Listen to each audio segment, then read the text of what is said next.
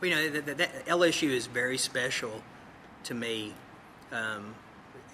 Y'all know that old saying, hey, if anything ever happens to me really bad, take me to LSU.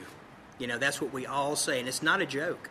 Those trauma doctors over there, just some of the cases I've been worked with, you have somebody with a crushed chest, a brain injury, dislocated arm, all from a horrible accident, and they get them fixed. And those people are walking around today, and they're walking miracles. We have one of the best health science centers in the nation. But everybody knows over 60 specialists have left. That's huge. I mean, guys, that's the equivalent of losing your first baseman and your shortstop in a major league team. It's horrible. So the way we fix it is, well, first of all, this problem never should have been here. This was a man-made problem. If you'd have walked through LSU 4 or 5 years ago, everyone was happy. They knew they were overworked. They knew they were underpaid. But it was a great place. You could feel that. When my wife worked there, when we had our third daughter, she decided, hey, I need to be home because our daughter had a horrible brain injury from birth. And so I said, Susan, you stay home. And so she doesn't work there anymore. But all of her friends that still work there say, morale is just horrible. And there's so many things we need to change in this area that are not working.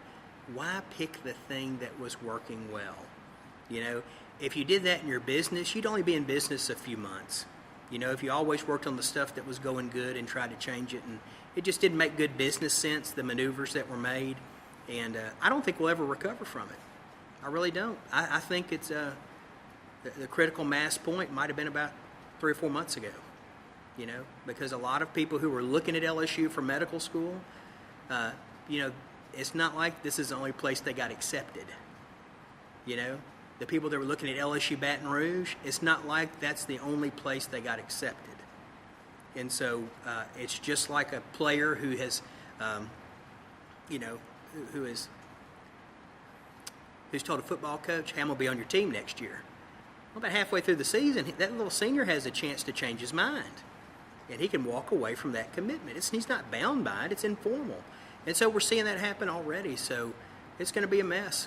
And, as a lawyer, when people come to me, they're already in crisis mode, whether it's a divorce, a bankruptcy, a horrible brain injury, their business partner has stolen from them, whatever it is. And we have to look at that. We say, okay, what do we have to do in the next 30 minutes to an hour to stop the bleeding?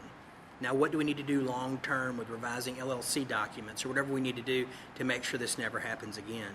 I just don't see that same procedural device in place when it comes to the LSU Medical Center.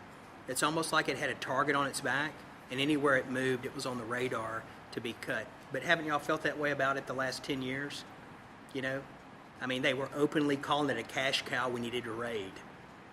I'm like, well, thanks, I think. How do you take that as a compliment or a cut down? I'm not sure, but we have to do something quickly, because if we lose too many more professors over there, we're not going to have a medical school that's top tier, and we won't be able to compete with the likes of Alabama or even the Parkland Hospital Complex over at the University of Texas.